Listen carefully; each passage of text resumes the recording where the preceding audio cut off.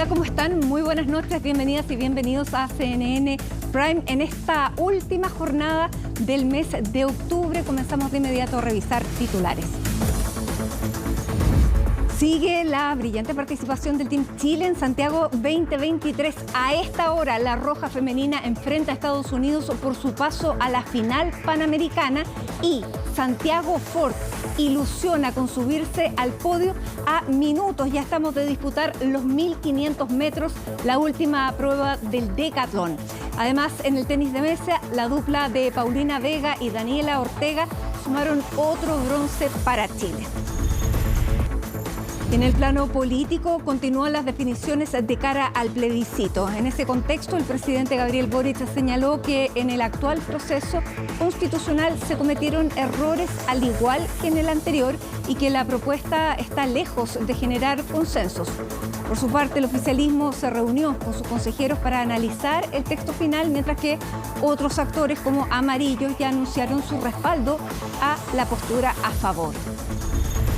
En el plano económico, la tasa de desempleo se ubicó en un 8,9% en el trimestre de julio-septiembre, marcando así la 11ª alza consecutiva. La cifra significó un aumento de un 0,9% en 12 meses y respondió a que el incremento de la fuerza de trabajo fue mayor a la presentada por las personas ocupadas. Por su parte, la tasa de ocupación informal fue de un 26,7%, retrocediendo, eso sí, 0,4 puntos en un año. Y en el exterior siguen las malas noticias. Israel confirmó su responsabilidad en el ataque contra el mayor campo de refugiados de la Franja de Gaza. Las cifras de muertes son dispares, pero las autoridades palestinas de Hamás hablan de decenas de muertos. Mientras Israel ha defendido el bombardeo, asegurando que mataron a un alto comandante del grupo palestino. Todo esto y más, aquí comienza CNN Prime. Bienvenidos.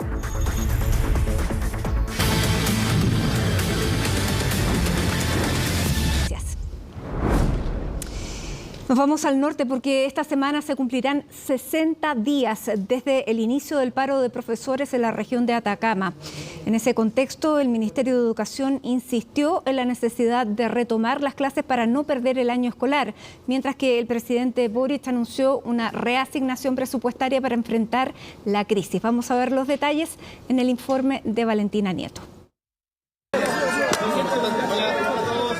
Aunque tenía una ajetreada agenda en la región del Biobío, la atención del presidente seguía también al otro extremo del país. Las fallas en la infraestructura y la mala gestión del Servicio Local de Educación Pública de Atacama gatillaron un paro de profesores que este viernes se cumplirá 60 días. Las obras ya se iniciaron, la semana pasada, no es promesa.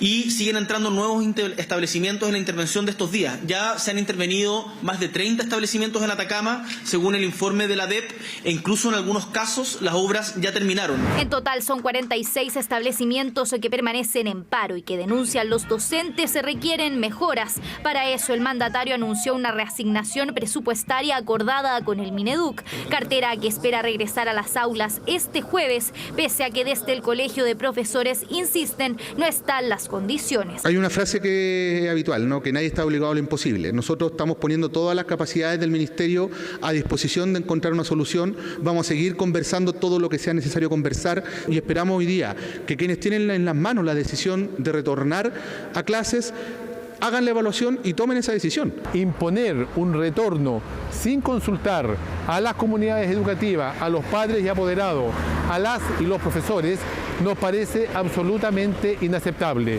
Y es que no están descartadas sanciones para los docentes si el paro continúa. Aún así, la situación en Atacama parece no ser la única. Hola, ¿cómo están? Este martes, la senadora Proboste se reunió con el fiscal nacional para entregarle nuevos antecedentes sobre el SLEP de Colchagua, en donde se detectó la emisión de cheques por más de 2.000 1.000 millones de pesos para el pago de indemnizaciones por término de relación laboral antes de contar con la resolución final. Antecedentes que han sido proporcionados desde el Servicio Local de Educación Pública de Colchagua y que en nuestra opinión son constitutivos de delitos funcionarios, de falta a la probidad. Ha sido la única acción que han tomado los parlamentarios. Diputados de RN ingresaron un proyecto de ley que busca congelar la instalación de los 59 servicios locales de educación pública que aún no se implementan en el país. En el Senado, en tanto, presentaron un recurso de protección acusando una vulneración de los derechos de los estudiantes. Para que los tribunales puedan otorgarles a los apoderados certezas en el plan que tienen para ejecutar las autoridades responsables de subsanar esta crisis del sistema educativo que enfrentan los estudiantes de nuestra región de Atacama. Pese a los anuncios del ministro Cataldo, no están dadas las condiciones para regresar a clase este día jueves 2 de noviembre. De hecho, con la presentación que hizo el SLEP, los colegios estarían listos recién el 17 de diciembre, pero que son con obras de corto plazo. Crisis educativa en Atacama que ha puesto en tela de juicio la continuidad del proceso de desmunicipalización. Varios alcaldes ya han alzado la voz solicitando frenar el traspaso a los SLEP, un proceso que según el calendario debería finalizar en 2027. O sea, si uno mira la realidad de Atacama, yo te diría que ciertamente todos los municipios podemos ser mejores gestores que esa ausencia de educación. Ni siquiera podríamos hablar de mala o mediana calidad, sino totalmente de una ausencia de educación. Si bien en nuestro caso faltan 2 años para formalizar el traspaso, es importante que se haga en orden y con todas las garantías que será un buen proceso y que no tengamos que ver perjudicada la educación y los estudiantes. Este proceso no debe detenerse, más bien lo que hay que hacer es fortalecerlo, primero desde el punto de vista institucional y segundo, muy especialmente desde el punto de vista de su estructura de financiamiento. Servicio Local de Educación Pública en Atacama que destapó una crisis aún más profunda. Desde el gobierno ya trabajan en una indicación sustitutiva que esperan ingresar antes de fin de año para marcar una nueva hoja de ruta en la educación pública. El mercado laboral está estancado, se mantiene el desempleo general, muy poca creación de puestos de trabajo similares al nivel de ocupación. Orlando Silva tiene los detalles del último reporte del INE. Vengo a cobrar la cesantía y a buscar pega. Está difícil, está difícil. Buscar trabajito de nuevo porque igual está difícil, poca oferta, poco trabajo. Poco trabajo, delivery y cosas de comerciante, ambulante, en eso hay otro trabajo, pero en construcción como que están cerrando las construcciones. Ahí estoy viendo ahora, estoy buscando, está complicada la cosa y harta gente sin pega ahí adentro. Así se refleja en la realidad lo que dicen las cifras. La tasa de desocupación nacional aumentó 0,9% en 12 meses, ubicándose en 8,9% entre julio y septiembre, lo que significa que alrededor de 881.000 personas se encuentran hoy sin empleo. Esto tiene que ver con que personas que estaban fuera de la fuerza de trabajo, post pandemia, ¿no es cierto?, han venido ingresando al mercado del trabajo y lo que ocurre es que el mercado del trabajo no alcanza a absorber, ¿no es cierto?, todas las personas que están retornando y eso hace que, si bien aumenta la ocupación, también está aumentando la desocupación en 12 meses. La cifra fue levemente mejor a la que proyectaban los especialistas. Sin embargo, hay coincidencia en el diagnóstico y es que el mercado laboral se mantiene muy debilitado, ya que si bien los ocupados crecieron en 18.000, esta cifra está por debajo de un septiembre promedio. El mercado laboral está totalmente estancado. Hay una pequeña variación si uno compara trimestre a trimestre de 9 a 8,9%. Si tú miras una perspectiva más larga, el desempleo viene aumentando ya por 1/10 vez. Y cuando tú miras las series con ajuste estacional, no hay variación. Entonces estamos con un mercado laboral muy estancado, con muy poca generación de empleo. Y además, si bien se creó empleo, si tomamos el total de los últimos 3 meses, se destruyeron empleos. A eso se le agregan otros indicadores, como que han caído la cantidad de cotizantes en las AFP. Eso quiere decir que el empleo formal también está sufriendo. También han aumentado los despidos por necesidades de la empresa y han caído los avisos laborales en Internet, lo que da cuenta de que las oportunidades por parte de las empresas de trabajo están disminuyendo. Reflejo de esto es que el crecimiento de los ocupados estuvo muy influenciado por los asalariados públicos y por cuenta propia, pero del lado del sector privado se destruyeron cerca de 6.000 puestos de trabajo. La desocupación tuvo una leve baja de 0,1 punto porcentual a 8,9% en el trimestre julio a septiembre. Esto es una noticia que, aparejada además de un aumento del empleo formal, se ve de forma positiva. Sin embargo, tenemos aún importantes desafíos en materia de empleo. Uno de ellos es el déficit de más de 450.000 personas que salieron del mercado laboral a raíz de la pandemia, pero que aún no retornan. Acá, algunos apuntan a un cambio estructural que podría estar viviendo nuestro mercado laboral. Efectivamente, si tuviéramos el mismo nivel de ocupación, faltaría que tuviéramos 450.000 personas más ocupadas aproximadamente, pero eso también en el fondo hay que revisar si es que ha existido algún cambio estructural en el mercado del trabajo post pandemia. Hay factores estructurales. ¿En qué sentido?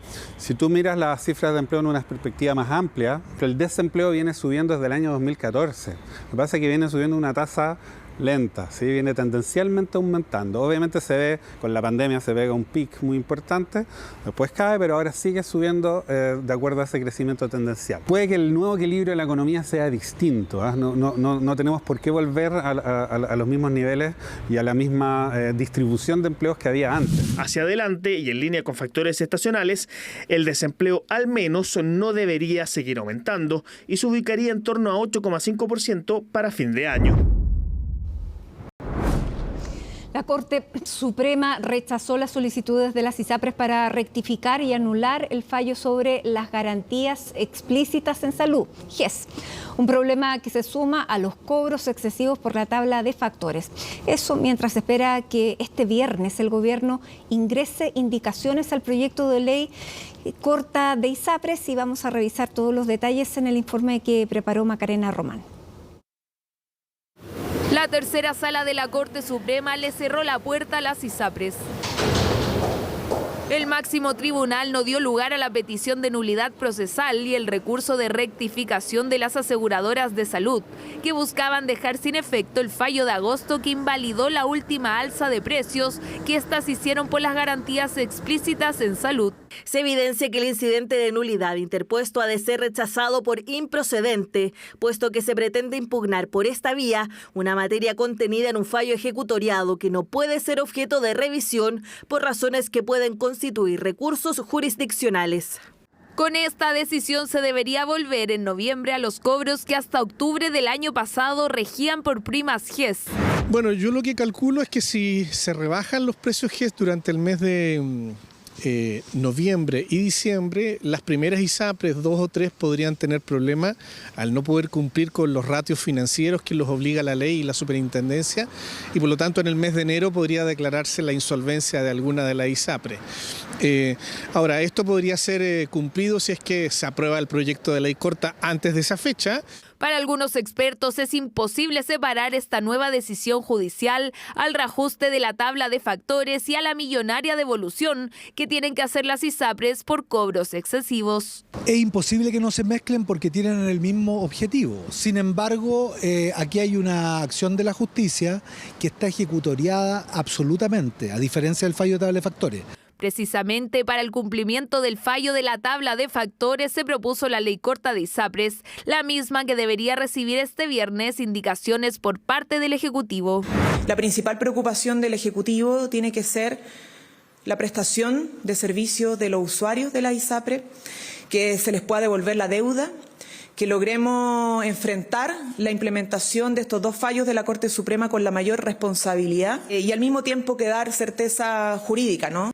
Indicaciones que generan diferencias entre los entendidos en el tema. Algunos aseguran que lo que ingresará al Ejecutivo se alejará de lo planteado por el Comité Técnico del Senado, mientras otros aluden a que es una útil alternativa a las conclusiones de esta instancia. Yo tengo la impresión de que gran parte de lo que está en el informe de la Comisión Técnica no va a ser acogido por el gobierno porque implica una serie de materias que son ilegales y son inconstitucionales. Nosotros consideramos que es perfectamente compatible el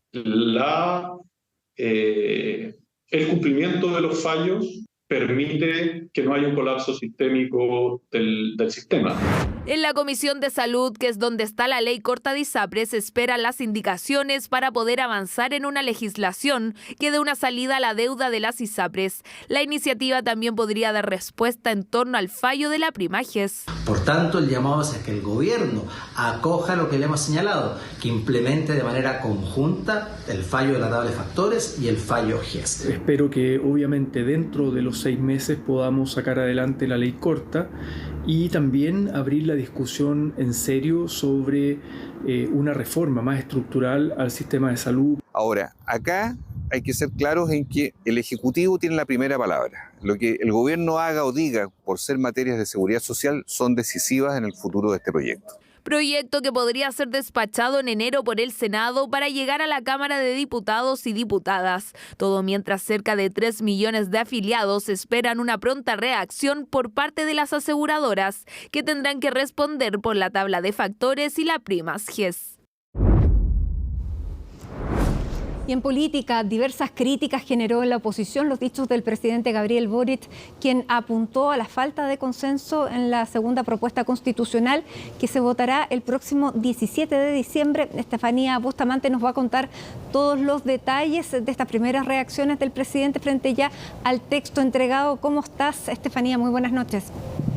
Hola Mati, muy buenas noches. Sí, claro, se trata de las primeras reacciones del presidente de la República, dando ideas que ya se habían deslizado por distintos personeros de gobierno, como por ejemplo la ministra vocera Camila Vallejo, quien en reiteradas ocasiones tuvo que hablar respecto a la postura del Ejecutivo, si es que se iba a sincerar cuál va a ser la posición de la moneda frente al plebiscito del 17 de diciembre, cuando ya está prácticamente cerrado el proceso constitucional. De hecho, ayer se realizó el último pleno del Consejo y donde de hecho los consejeros del oficialismo manifestaron su posición en contra. Ya vamos a estar hablando de aquello, pero claro, se trata de las primeras reacciones del presidente, donde también estuvo marcado por una respuesta que dio precisamente el mandatario a un reportero que le consultaba respecto a si es que él creía como mandatario que se debieron hacer más esfuerzos por encontrar un diálogo, lo cual ahí el presidente le responde que si acaso era, por ejemplo, la tesis de un medio de comunicación la pregunta entonces en la cual estaba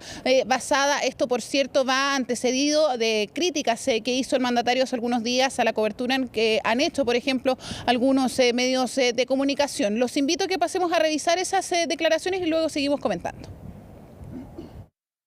¿Cree que se tuvo que haber hecho un esfuerzo mayor por hacer una constitución más representativa de los distintos sectores políticos? Parto de la base que la tesis que subyace a su pregunta es que debiera haber habido un acuerdo mayor y que por lo tanto no hubo un acuerdo transversal, lo suficientemente transversal. ¿Esa es la opinión del Mercurio? No. Pero que esta es la tesis que subyace a la pregunta. ¿No? ¿Y cuál es la tesis de la pregunta? ¿Me la puede repetir la primera pregunta? La pregunta de fondo es cuán representativa cree usted que es esta propuesta de los distintos sectores políticos. No hay ninguna tesis de ningún diario. Yo creo que eso se expresa en la votación que hubo. Yo, por supuesto, tengo preocupación porque veo que se cometieron errores que también se cometieron en el proceso anterior y que en ese sentido el aprendizaje no fue integrado como todos hubiésemos esperado y como han señalado diversos actores de la vida política y de la vida social chilena. Bien, ahí una postura clara del mandatario, no solamente con el proceso, sino que también por la postura que tiene respecto a la cobertura que se ha dado por parte de algunos medios de comunicación. De hecho, lo marcaba ahí en esta respuesta que entregaba el presidente Gabriel Boric, y donde también se deslizaba, les decía yo, algunas ideas manifestadas por la moneda días atrás en medio de emplazamientos de la derecha, también de las dudas que existían y existen, por ejemplo, con los partidos oficialistas que no han hecho pública su postura en torno al plebiscito del 17 de diciembre, a pesar de que muchos dicen que se trata de un secreto a voces. Ya, por ejemplo, en el Consejo Constitucional el oficialismo manifestó su postura en contra entonces de la propuesta constitucional, pero al menos los partidos, por ejemplo, no han hecho ningún acto público para oficializar esa postura, pero entonces ahí es parte de las reacciones de la moneda, las primeras reacciones por parte del presidente, deslizando ideas que incluso, por ejemplo, había manifestado el ministro de las Express, Álvaro Elizalde, hace solo horas atrás, por ejemplo, cuando hablaba de que se requerían o se podrían haber hecho mayores esfuerzos durante el debate constitucional. Hubo reacciones, tú lo mencionabas, Mati, pasemos a escuchar algunas. Claramente no es bueno para la democracia y no habla bien del presidente de la República que no sea transparente con su posición. Por una parte critica el trabajo del Consejo Constitucional y por otra no se atreve a sincerar su posición en contra, al igual que el Partido Comunista. Es evidente que la manera en que el texto constitucional aborda las materias de seguridad pública no son compartidas por quienes, dentro de otras cosas, celebraron el estallido del 18 de octubre y luego indultaron terroristas tal como meses atrás lo hizo el mismo presidente Boric. El presidente está comenzando a actuar como vocero del en contra, haciendo críticas que jamás se le escucharon durante el vergonzoso primer proceso. Lo invito a dejar de usar el Estado para hacer campaña política y le exijo que se garanticen todas las instancias informativas de cara al plebiscito tal y como se hizo hace un año.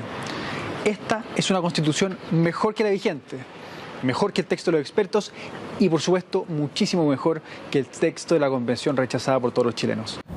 Bien, ahí estaba entonces la postura y las reacciones, por cierto, a los dichos del mandatario. La primera respuesta que da al proceso constitucional, que ya entonces el día 7 de noviembre precisamente el mandatario va a recibir la propuesta constitucional y donde ya a partir de aquello comienza todo lo que tiene que ver con las campañas electorales. Es por eso que distintas fuerzas políticas han comenzado a tomar postura. Les comentaba yo, por ejemplo, que los consejeros y comisionados del oficialismo, una vez que terminó el pleno del Consejo Constitucional, se reunieron para manifestar entonces su intención de votar en contra de la propuesta constitucional. Bueno, el día de hoy se realizó la cuenta pública, ahí en la Central Unitaria de Trabajadores se realizó este encuentro donde estuvo protagonizado por los consejeros, precisamente también los comisionados del oficialismo, que no solamente reiteraron la opción que van a marcar en el plebiscito del 17 de diciembre, sino que también dieron distintos lineamientos de por qué, a juicio de ellos, es una mala constitución, por qué se trata de mayorías circunstanciales, decían ellos entonces, para motivar a la ciudadanía a votar en contra. Es parte del objetivo que tienen desde el oficialismo, que todavía empiezan a construir un relato también pensando en la campaña y también pensando que el día de ayer lo hicieron así los comisionados, los consejeros, manifestar cuál es la postura, pero todavía queda qué es lo que va a pasar, por ejemplo, con los partidos políticos, más allá de la posición que ya está prácticamente clara. Falta saber si es que va a haber algún acto, por ejemplo, para poder manifestar la posición para el plebiscito de salida, lo que da cuenta del mensaje que está buscando entregar el oficialismo, que es un movimiento más ciudadano, no tan partidista. De hecho, hoy día no habían presidentes de partido en la cuenta pública. Las reflexiones la cuentan distintos consejeros. Pasemos a revisar. Este ha sido un proceso constitucional complejo donde se ha impuesto una sola visión de país y donde los derechos sociales hoy día corren un alto riesgo de mercantilizarse aún más. Es por eso que vamos a hacer un despliegue profundo, potente en todo el territorio, mostrándole a las organizaciones sociales, a la ciudadanía, los riesgos de este texto constitucional y los riesgos de retroceso que hoy día corre Chile.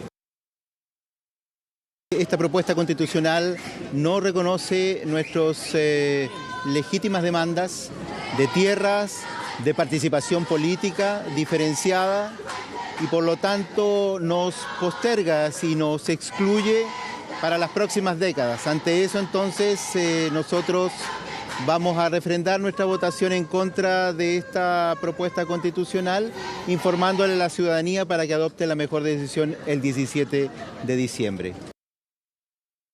Estos son tiempos cortos y la decisión es muy importante y por lo tanto nosotros convocamos a las organizaciones sociales y políticas a asumir el rol que les corresponde en acompañar a la ciudadanía en la decisión que tienen que tomar en el próximo plebiscito. Esto ojalá ocurra a la brevedad posible, de tal manera que la campaña misma, en los plazos formales que corresponde, sea lo más eficiente desde el punto de vista de poner en conocimiento de la ciudadanía los enormes riesgos que abre la propuesta que se les va a presentar. Importante, Mati, lo que menciona Jerko Lubetich cuando se le preguntaba respecto a si los partidos deberían ya sincerar sus posturas, los partidos oficialistas. Él decía que naturalmente esperaba que eso fuese más pronto que tarde, entendiendo que ya comienzan momentos claves, ¿no? Más allá de lo que fue la redacción de la propuesta constitucional, por cierto importante, sino que ahora también ver cómo se van a construir los relatos, cuáles van a ser los puntos fuertes por parte del oficialismo para llamar a votar en contra de la propuesta constitucional. Exactamente, esas son las definiciones que espera la oposición también tener esos puntos y esas líneas claras que todavía no se conocen. Bien, muchísimas gracias, Estefanía. Muy buenas noches. Gracias, Mati. Nos vemos.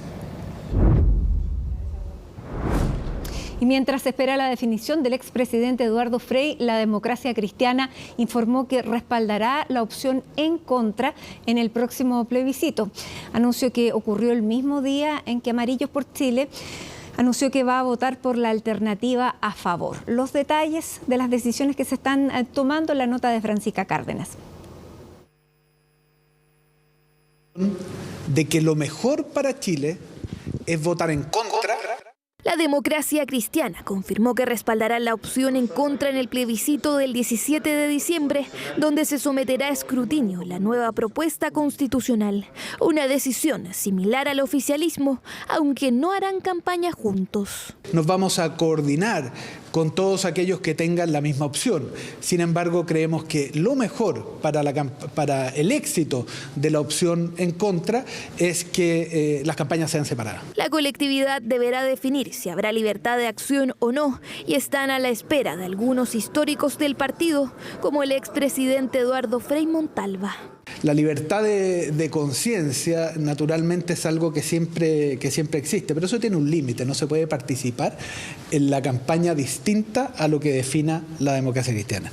Aquí también existe la libertad de conciencia. Y si hay alguien que va a votar de manera distinta a lo que sea la decisión de la Democracia Cristiana, tiene todo el derecho de hacerlo, pero en la intimidad de la urna. Decisión que tomó la DC tras un informe con observaciones de constitucionalistas, quienes llegaron a la conclusión de que el texto es partisano, programático, contradictorio y populista. Es un texto mucho mejor que la actual Constitución, que además pone elementos de futuro, que nos posiciona, nos hace mirar hacia el futuro. Un capítulo especial en materia de medio ambiente, en materia indígena. Por supuesto, ordena el sistema político. Y lo más importante, nos permite superar en los hechos la Constitución de Pinochet. Con mucha frustración he decidido votar en contra, ¿no?, de este texto partisano que nos propone la derecha, porque fue aprobado con los 33 votos de derecha y los 17 votos en contra de la izquierda, y sobre todo que lleva el sello, ¿no es cierto?, del Partido Republicano. Yo voto en contra porque eso es votar a favor de la actual Constitución, no es la Constitución del 80, ¿no? Ha sido reformada 69 veces. Es más bien la Constitución de Lagos. En la otra vereda, Amarillos por Chile, que en el proceso anterior fue por el rechazo, esta vez se pronunció a favor del texto, siendo aplaudidos por republicanos y argumentando que es una forma de determinar el proceso. El texto propuesto por el Consejo Constitucional es mejor que la actual Constitución, que los 12 bordes garantizan una democracia de alta intensidad, garantizan una democracia social. Esperamos que dentro de estos días, que hay otros partidos políticos u organizaciones que están tomando las mismas decisiones, den el mismo paso y que vean el texto final y, en definitiva, cómo tiene todo el potencial necesario para que como país podamos enfrentar nuestros problemas. En cuanto a demócratas, este miércoles anunciará la postura oficial del partido, aunque ya varios de sus miembros se han mostrado a favor de la propuesta. Nos reuniremos como directiva nacional del Partido Demócratas, más nuestros parlamentarios, para debatir, votar y tomar una decisión y decirle a Chile cuál será la posición de demócratas frente al texto constitucional en el plebiscito del próximo 17 de diciembre. Definiciones de los autodefinidos partidos de centro que marcan el ambiente político de cara a lo que será el plebiscito del 17 de diciembre, donde se votará la propuesta que fue despachada este lunes por el Pleno del Consejo. Y hasta ahora les vamos a contar cómo se vienen los próximos días en cuanto al clima en esta primavera cambiante, y frente a este feriado intersemanal vamos a ver cómo están las condiciones climáticas. La zona central recibirá nuevas precipitaciones durante mañana miércoles y el jueves, manteniéndose así este inusual clima de las últimas semanas. ¿A qué se debe? Natalia Muñoz reportó y nos cuenta. Por el cambio de temperatura, uno se resfría, tiene que andar sacándose la ropa, abrigándose, todo eso. He notado como el cambio climático en estos meses sobre todo. De hecho, estamos acostumbrados que en octubre se presente más calor que este clima que se ha presentado hoy día, que ha estado bastante helado. En la mañana salí abrigada porque uno no sabe cómo está el tiempo, pues no sabe si hace frío, si hace calor, entonces uno al final termina con cualquier cosa. Y no son los únicos, es que las mañanas comienzan con 10 grados y por la tarde sube hasta más de 20. Así ha fluctuado esta primavera, que incluso nos traerá lluvias en la región metropolitana y la zona centro. Estamos esperando que ingrese una baja segregada a toda la zona central del país, que va a estar generando precipitaciones desde la tarde del día de mañana hasta el día jueves en la noche. Desde la región de Valparaíso hasta la región de Biobío, los montos acá en Santiago, en la ciudad, deberían fluctuar entre los 2 y hasta los 8 milímetros. Se va a desarrollar una baja segregada, se va a potenciar a partir de esta noche y avanzar de hecho por el sur y hacia la zona central del país, dejando nuevamente bastantes precipitaciones en la zona cordillerana. Lluvias que abrirán este mes de noviembre y que despiden el octubre más frío en casi una década. La temperatura máxima promedio en Santiago fue de 21,8 grados Celsius, es decir, medio grado bajo la máxima típica para el 10º mes del año, que es 22,3. El mes de octubre, que en términos de temperaturas máximas en Santiago fue el más frío desde octubre del 2015, el más frío en 8 años. Varias razones que pueden explicarlo. Una, por supuesto, la variabilidad natural, pero es verdad que las primaveras suelen ser templadas en años de El Niño. Los 3 octubres más fríos registrados en Santiago en la última década fueron todos años de El Niño. Principalmente se ha visto reflejado debido a que hemos tenido la influencia del Niño, y esto particularmente ha ocurrido en las regiones del centro-sur del país, lo cual ha estado asociado al paso de sistemas frontales que han llegado más al norte de lo habitual. Que el fenómeno del Niño llegara en este contexto de crisis climática nos hace tener las dos caras de la moneda. La temperatura más baja registrada en la zona central en los últimos 2 meses y uno de los años más cálidos jamás registrados en la capital. Estamos finalizando ya, todavía queda un tiempo de primavera. La primavera que se caracteriza por esta inestabilidad que a veces deja días fríos, días cálidos, días nubosos, y con el aumento de la temperatura de agua de mar ha aumentado este grado de inestabilidad. El fenómeno del Niño nos traería precipitaciones leves, pero que estarían dentro de la normalidad, ya que tras 14 años de sequía nos acostumbramos a no ver la lluvia. Climatológicamente acá en Santiago, en el último trimestre del año, que es octubre, noviembre y diciembre, la precipitación fluctúa entre los 5 y los 25 milímetros. Lo que pasa es que los últimos años no ha precipitado casi nada, estamos con una mega sequía, entonces nos habíamos olvidado un poco de estas precipitaciones, pero las precipitaciones que estamos esperando son completamente normales. Esperamos que ya noviembre y diciembre fundamentalmente sean meses muy cálidos, rompiendo este mes las temperaturas bajas que tuvimos este mes de octubre. Así que se espera un noviembre y diciembre fundamentalmente cálido para finalizar este año. Precipitaciones que son buenas noticias, ya que según expertos las lluvias de los últimos días fueron suficientes para mantener el agua acumulada hasta la fecha muy cerca de los valores típicos. Pasadas las lluvias, el pronóstico es que las temperaturas suban, llegando hasta los 25 grados este fin de semana. Y volvemos con los temas internacionales, hoy junto a Isel Guerra. Bienvenida, Isel. Y vamos a comenzar lamentablemente en Israel, porque Israel ha confirmado el bombardeo del campo de refugiados más grande de Gaza, buscando a uno de los líderes del movimiento terrorista Hamas. Bueno, fue hace algunas horas, fue durante las horas de la tarde. Todavía no se confirma la cantidad de muertos que ha dejado este ataque que Israel confirma y que justifica argumentando que Hamas usa a la población civil como escudos. Sin embargo, las reacciones del mundo entero han llegado inmediatamente. Sí, ¿cómo estás, Mati? Una condena de, sobre todo, el mundo musulmán, ¿no? Y que se ha sentido bastante fuerte durante esta tarde a raíz de este ataque contra este campo de refugiados de Jabalia. Alberga aproximadamente a más de 100.000 personas, en poco más de 1 kilómetro cuadrado de extensión, y es allí donde se registraron estos bombardeos aéreos durante esta jornada. Rápidamente, Hamas se responsabilizaba a Israel y finalmente las fuerzas de defensa de este país se confirmaban durante esta tarde que efectivamente eran los responsables de este ataque que deja decenas de personas fallecidas. Las cifras oscilan, Mati, entre las 25 víctimas fatales hasta más de 120 en concreto, también reportaban aquí algunos medios locales. Y todo esto con esta justificación que entregaba Israel durante esta jornada, que estaban apuntando a los túneles porque señalaban desde Israel, al interior de ellos había un alto comandante de Hamas, que de hecho señalaban, Mati, que era una pieza fundamental de lo que ocurrió ese 7 de octubre, ¿no? Cuando vimos justamente el ataque perpetrado de Hamas contra el territorio de Israel. Lo que señalaba aquí Israel es que justamente este alto comandante había participado de manera principal, ¿no?, en ese ataque que se registraba ese día sábado, pero sin embargo, y lo ven ustedes también en las imágenes, son bastante dramáticas y que dan cuenta justamente de la extensión del daño. Es tremendo porque todavía, claro, se hablan de estas decenas de personas fallecidas, sin embargo, esta es una de las zonas más densamente pobladas del mundo y hay ya personas que dicen que todavía no se puede hacer ningún cálculo porque se está ahí, ustedes lo ven, trabajando y levantando los escombros con las manos, tratando de buscar sobrevivientes.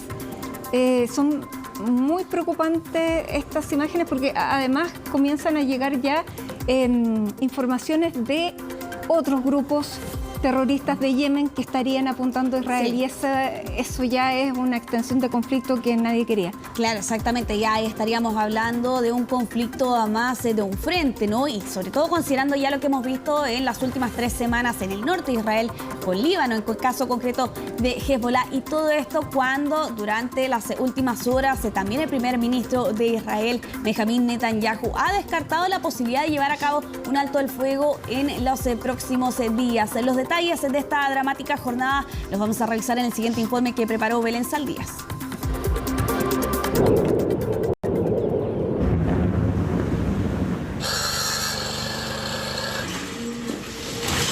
Entre ataques aéreos y explosiones despertaba la Franja de Gaza este martes múltiples bombardeos por todo el enclave a manos de Israel, luego de que el propio primer ministro Benjamín Netanyahu rechazara la posibilidad de un alto al fuego. Israel no aceptará un cese de hostilidades con Hamas después de los horribles ataques del 7 de octubre. El alto al fuego son llamados para que Israel se rinda ante Hamas, se rinda ante el terrorismo, se rinda ante la barbarie. Eso no sucederá. Ofensiva de Israel que ya se había intensificado durante las últimas jornadas en la denominada segunda etapa del conflicto, con operaciones tanto aéreas como terrestres, donde según confirmaron, sus fuerzas atacaron a hombres armados de Hamas dentro de la vasta red de túneles que se encuentran debajo del enclave palestino. Y es que tras las palabras de Netanyahu, los ataques aumentaron significativamente, sobre todo los por tierra. תחנות פיקוד הדרום כאן קודקוד. אנחנו יוצאים למתקפה על החמאס וארגוני הטרור ברצועת עזה. מטרתנו היא אחת, ניצחון. לא משנה כמה תהיה ארוכה הלחימה, כמה קשה, אין תוצאה אחרת מלבד ניצחון. Uno de los hechos más crudos de las últimas horas fue un ataque israelí contra el campo de refugiados de Jabalia, el más grande del enclave y que está ubicado al norte de Gaza, donde decenas de personas habrían muerto y otras tantas más resultaron con lesiones. Un gran número de heridos ha llegado hasta nosotros después de la gran explosión que sacudió todo el campo de refugiados de Jabalia. Cientos de heridos, cientos de mártires. Estaban en sus casas, fueron atacados mientras estaban en sus casas. No tenemos idea de qué hacer. Hay heridos por todas partes. Un ataque que fue confirmado por Israel, quienes apuntaron a que el objetivo principal de esta operación era dar con uno de los altos comandantes de Hamas, quien aparentemente se encontraba en la zona.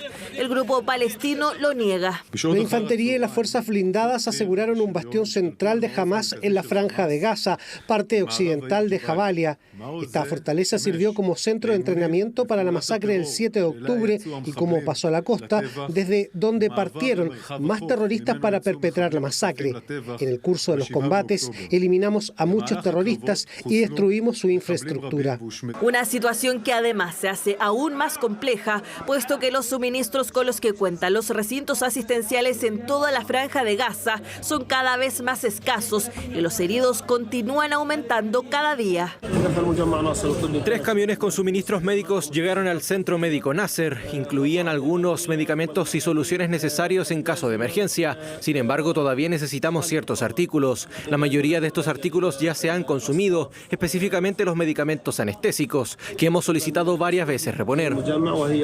Nivel de suministros médicos que va a la baja, al igual que la comida y el agua, pese a la ayuda que ha ingresado al enclave palestino. Una que se hace insuficiente ante la magnitud de la crisis.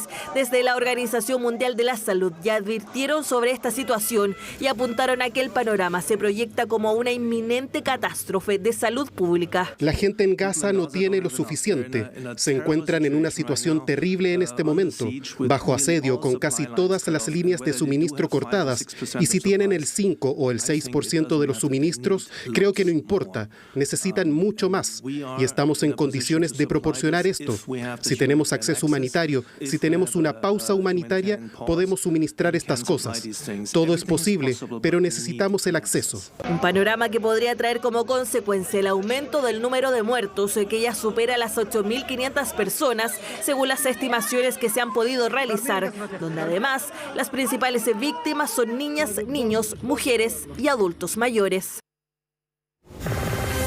Bueno, Mati, durante esta jornada también se ha conocido de la revelación de un documento que proponía la reubicación de los habitantes de la Franja de Gaza, en concreto en Egipto. Es un documento fechado el 13 de octubre que habría sido publicado por una página web y donde el Ministerio de Inteligencia de Israel expone 3 opciones para tratar a los civiles de la Franja de Gaza. La alternativa C es justamente trasladar a los habitantes de este enclave hasta el norte del Sinaí, y aquí lo que considera este documento de inteligencia es que esta es la mejor alternativa para la seguridad de Israel a largo plazo. Parte de los antecedentes que se han conocido durante esta jornada en medio de este ataque que se registraba en este gigantesco y extenso campo de refugiados. Ahora, a esta hora lo que se ha permitido es que los heridos más graves de este ataque vayan a ser atendidos a Egipto. Sí, exactamente. Y esa es una señal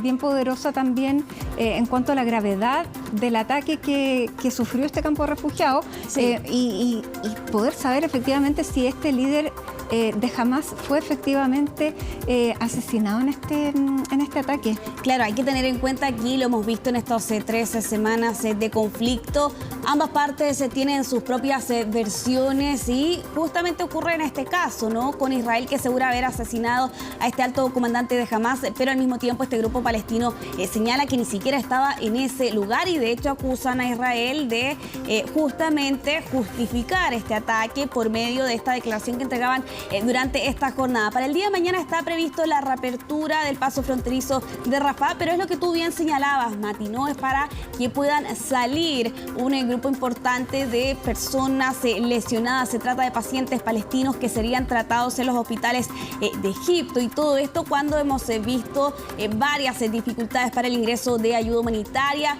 En las últimas 24 horas ingresaron 66 camiones, esa es la cifra más alta, pero sin embargo insuficiente debido a la magnitud de esta crisis humanitaria, Mati, y cuando hemos visto varias condenas y reacciones por parte de varias naciones, una de ellas la de nuestro país. Vamos a pasar a revisar a continuación un tuit que publicaba el presidente Gabriel Boric hace algunos momentos atrás, donde claro, dice, acusaba a Israel. 420 niños están siendo heridos o asesinados diariamente en Gaza por el Estado de Israel dirigido por Netanyahu.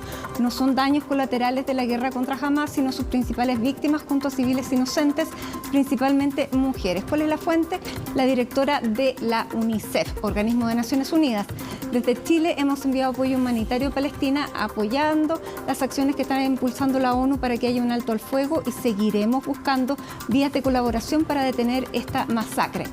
Y por si alguien lo duda, dice, todo esto lo hacemos sin dudar en condenar los atentados y secuestros perpetrados por Hamás. La humanidad no se sostiene en empates que deshumanizan. Nada justifica esta barbarie en Gaza, nadie. Esa es una además de los tuits, pero además a través de la Cancillería se han emitido formalmente declaraciones y condenas precisamente a este ataque, donde se cita a fuentes de Naciones Unidas y se cita al derecho internacional que regula los conflictos, donde dice claramente que no se puede atacar a la población civil. Y aquí lo vamos a revisar también, dice, ante las inaceptables violaciones del derecho internacional humanitario que ha incurrido Israel en la Franja de Gaza, el gobierno de Chile. Esto es lo que viene después. Claro. Si pudiéramos revisar el anterior, porque esta es la consecuencia, porque inicialmente lo que hace la Cancillería es decir por qué finalmente, aquí lo voy a buscar en mi celular. Claro, porque aquí hay que tener en cuenta que en este tuit que estábamos revisando anteriormente, Mati también acusa a Benjamín Netanyahu, al primer ministro de Israel, y su ejército de estar violando abiertamente el derecho internacional. Y aquí lo tengo, porque claro, este es el primer comunicado de la Cancillería, donde dice que el gobierno, junto con reiterar categóricamente sus condena los ataques indiscriminados en la Franja de Gaza por parte del Estado de Israel, que de acuerdo con lo informado por Naciones Unidas han dejado más de 8.000 personas fallecidas. Chile se suma al llamado urgente a un cese al fuego del secretario general de Naciones Unidas.